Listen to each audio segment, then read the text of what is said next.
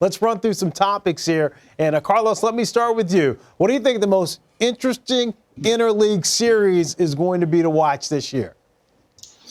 Well, Fran, I wanted to watch this a long time ago. Unfortunately, we had to wait this long, but I can't wait to see the Dodgers and the Astros go at it. Obviously, you know, the scandal with the sign stealing situation. There was a lot of back and forth going on between the Dodgers and the Astros, specifically a couple players. So it's going to be an intense battle. So I can't watch. That's must-watch TV right there. I can't wait to see it. Fran, I'm going to have to go along with Carlos. I think that's going to be the interleague matchup that I think people are going to talk about. They want to see what this Houston Astros team can do if they're not using technology to get ahead. I think their players are going to be under the gun, and I think the only thing that's going to be good for the Astros, that the fan base of the Dodgers, if they're playing in empty stadiums, it's going to be a lot easier to play in that instead of a hostile environment at Dodger Stadium. All right, Carlos, what do you think, or who do you think is going to be the most interesting storyline to pay attention to? You know, I can't wait to see Rendon give Mike Trout some protection, man. I think it's going to be great to see those big hitters just be in that same lineup and the type of impact that they could have. I will say this, though. Throughout a long year, you have some guys go cold. The other one is hot. You know, right here, I would love to see these guys get hot at the same time and do it for the short season and see what it would do for the Angels. I mean, it could really put them over the top. Los, I'm going to go with Alex Bregman with the Astros. There are going to be a lot of eyes on the Astros. This guy had a monster season last year. He is a terrific player. 41 home runs last year, and a lot of questions about the cheating scandal of 2017 are going to need to be answered. Big time year, 112 runs batted in, one of the bright young superstar players in the game. If he gets off to a slow start, I think there are going to be a lot of people that are going to be critical that he's playing now without the use of technology, but this guy's a terrific player.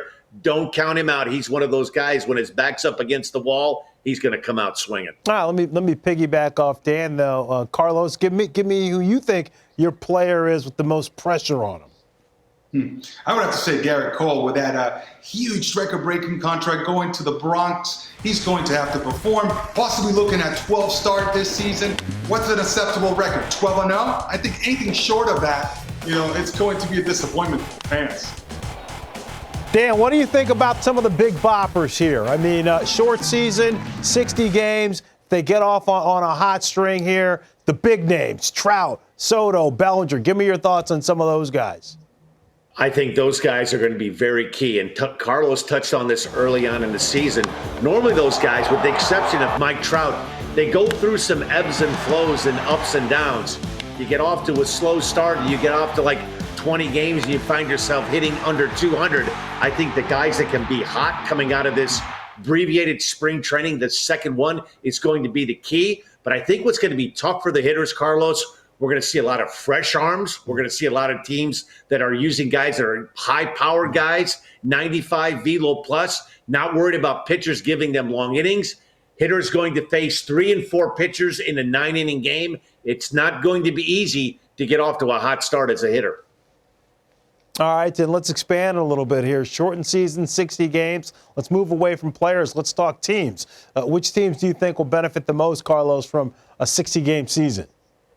Well, this is the part I love the most about the fact that this is a short season, is that low market teams, small market teams like the Rays and the Brewers, if they get off to a great start, watch out for them. And the many times you can grab 50-game increments where they were just absolutely lights out. So watch out for teams like the Rays, like the Brewers, that are most definitely stacked, but we've seen them play at such an optimal level on short-term basis. They could go out and do it again. If they get off to that great start they've gotten off, that we've seen them get off to, watch out for these guys. They could run it all the way through the championship.